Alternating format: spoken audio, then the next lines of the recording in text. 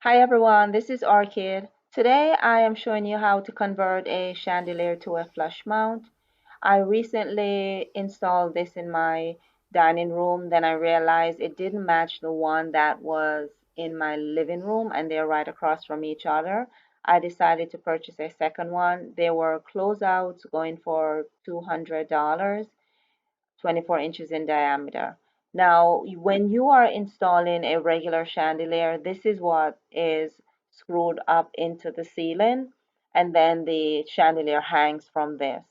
With the 24-inch flush mount that I had in the living room, this is the plate that you get. You notice how large it is. Now, this is the actual fixture that I am replacing to match the one that I now have in the dining room.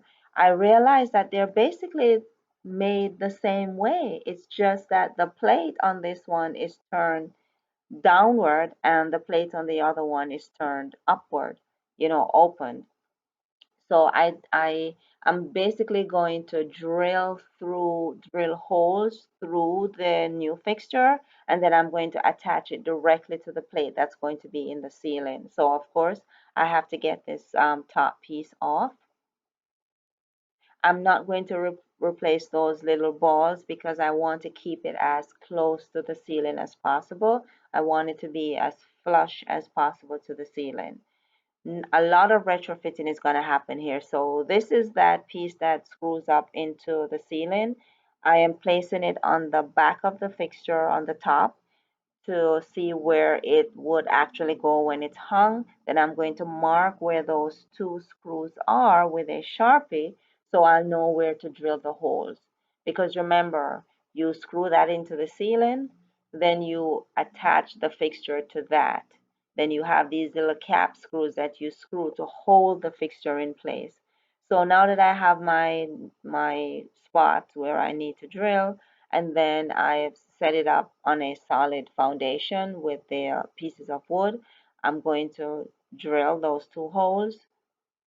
You have to use a bit that's made to drill metal. They're fairly inexpensive. I got mine at Home Depot for less than $10. So there are two pieces. I'm now drilling the bottom piece. Then I'll have to drill that shiny top piece that you saw me remove from the actual fixture. Just giving you a close up. The bit does a good job.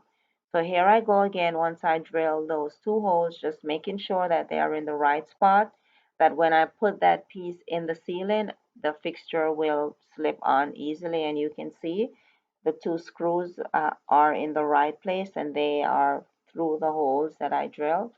Now I'm putting that back on, because I need to drill the holes into this as well. So to make sure I'm drilling in the right spot, I am using a piece of dowel. I'm going to put nail polish on the tip.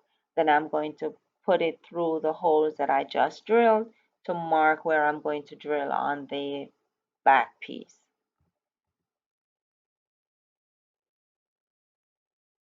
So there it is. So now when I drill, and I should have, put it on firmer ground, then I wouldn't have it spinning all over the place like that. So just putting that back on, and to ensure that they are in the right position, I'm going to use that same dowel to make sure that they are right above each other. So you see, that was what I was most worried about, because if it was off, I would have to do another set of drilling. Now the screws were too short since I'm going to now use it as a flush mount. So I had to get longer screws for the plate that goes in the ceiling, and I switch it out to 2 inches.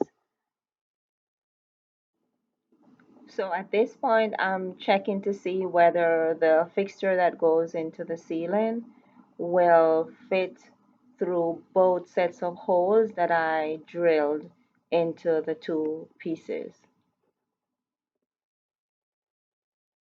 And I was so happy, guys, when I saw that both set of holes were aligned, and I could screw that cap on, which, as I said before, is what hold the fixture up into the ceiling.